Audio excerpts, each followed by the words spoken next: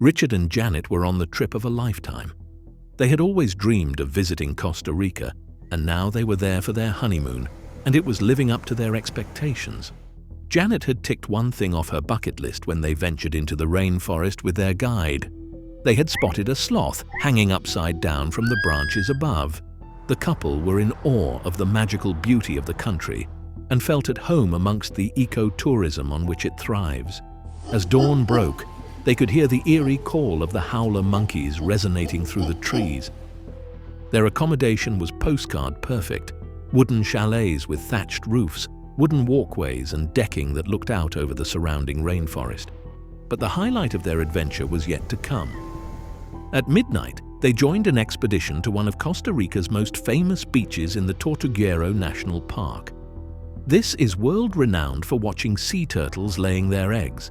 The couple could hardly contain their excitement as their minibus transported them to the site. When they arrived, they followed the guide to the sand in silence. The sky was overcast, but when there was the occasional break in the cloud, the stars shimmered far above them. The narrow footpath took them through some undergrowth towards the beach. They could hear the gentle crashing of the waves on the shore. When they came to a standstill, they weren't disappointed. As the guide raised his red-filtered torch, the beach came alive with dozens of green sea turtles, all sluggishly pulling themselves up the sand from the water to find a suitable nesting place. Everyone watched them in awe. It was incredible to think that these sea turtles all hatched on this very same beach years, or even decades ago, and every 2 to 4 years returned to lay their own eggs at the very same place. They will have traveled more than 1,000 miles in between each visit, and yet somehow always found their way back. Richard and Janet could have watched them all night. But the very next day, something shocking happened, something that they never forgot. The young couple had decided to go snorkeling from one of the beaches on the island. They carried their gear with them as they walked along the sand. They were heading to the far end where there were some rocks jutting out into the sea, and where there would be better marine life to view beneath the surface. But as they were pulling on their masks and snorkels, they spotted some commotion in the water. At first, they thought that it was a large fish jumping out of the water, but when they looked a little harder, they saw that it was a green sea turtle that was in distress. Janet jumped off one of the rocks and began swimming towards it, but she quickly stopped in her tracks. A thought crossed her mind. Was the turtle being attacked by something? It wasn't uncommon for sharks to prey on sea turtles, and Janet did not want to be in the water with an apex predator just feet away. She called to Richard, but he could see clearly that there was no shark near the turtle. Instead, it seemed to be tied up with something. Cautiously, Janet swam closer. She ducked her head under the water to check her surrounds nervously, but there was no need to be alarmed. The water was crystal clear, and even Richard, who was standing on the rocks, would have been able to see the ominous shadow of a shark just below the surface. The turtle was struggling against something just as deadly, though. When Janet reached the sea turtle, she could see that it was wrapped in fishing line. She tried to tug it free, but it was difficult whilst treading water. Richard joined her, and the two of them gently pushed the turtle towards the beach. When they made it onto dry land, they could work to free the distressed reptile from the mass of knotted fishing line. One of its front flippers was completely secured by the line, stopping it from moving at all, and the other front flipper was also beginning to get wrapped up. Richard had a penknife on him, which he used to cut some of the line free. The turtle appeared to be exhausted from the struggle and didn't seem to fight the pair that worked on it. Janet didn't know whether to notify the conservation teams on the island or not. For now, they decided to free the turtle and tell them what had happened afterwards. Whilst they were pulling the line away and cutting the knots off, they noticed that this particular sea turtle was tagged.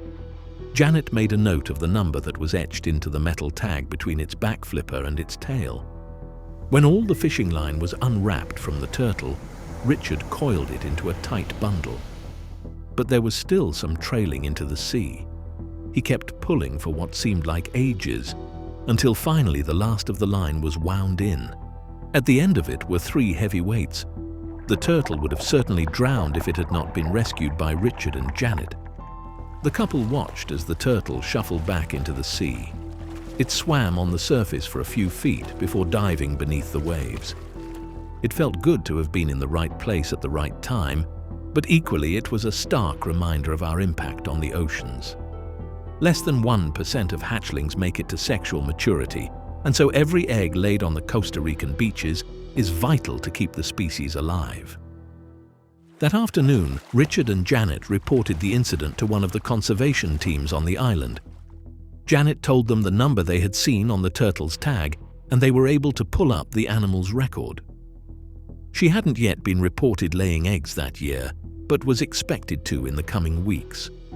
Richard and Janet had had an amazing honeymoon. They never forgot their trip to Costa Rica, but it was now time for a new chapter in their lives. They headed back to the States, secured jobs, and started a family. It wasn't until 10 years later that their children were finally old enough to allow Richard and Janet to take a vacation together without them. Whilst the two children stayed with Janet's parents, Richard and Janet took their first trip abroad without the kids. And where better to go than back to Costa Rica?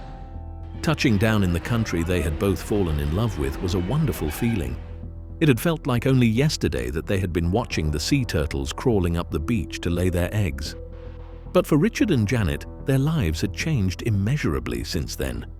Taking time for just themselves, what they needed, and being back amongst nature was the welcome break they deserved.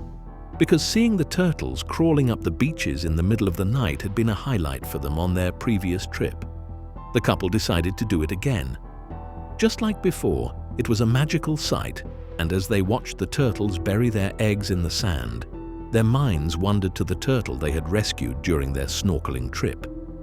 Janet had made a note of the tag number from all those years ago, and she decided to visit one of the conservation groups on the island to see if there had been any information on the turtle since its rescue 10 years ago. The volunteers at the center tapped the turtle's tag number into their database, and the record came up.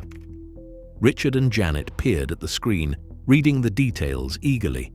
Then they noticed that the turtle had been recorded on the beach just 3 days earlier, and she had laid a clutch of eggs. Richard and Janet couldn't believe it.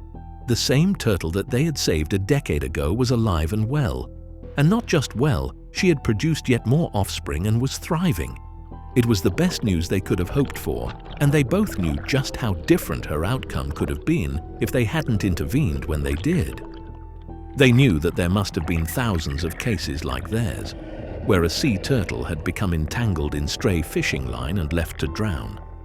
In fact, it's estimated that 250,000 sea turtles die each year due to entanglement in fishing gear around the globe. For Richard and Janet, their rescue was just a drop in the ocean, but that single act of kindness had contributed to the survival of the species through the hundreds of eggs that female had laid since. They couldn't be happier. It was the perfect end to their holiday.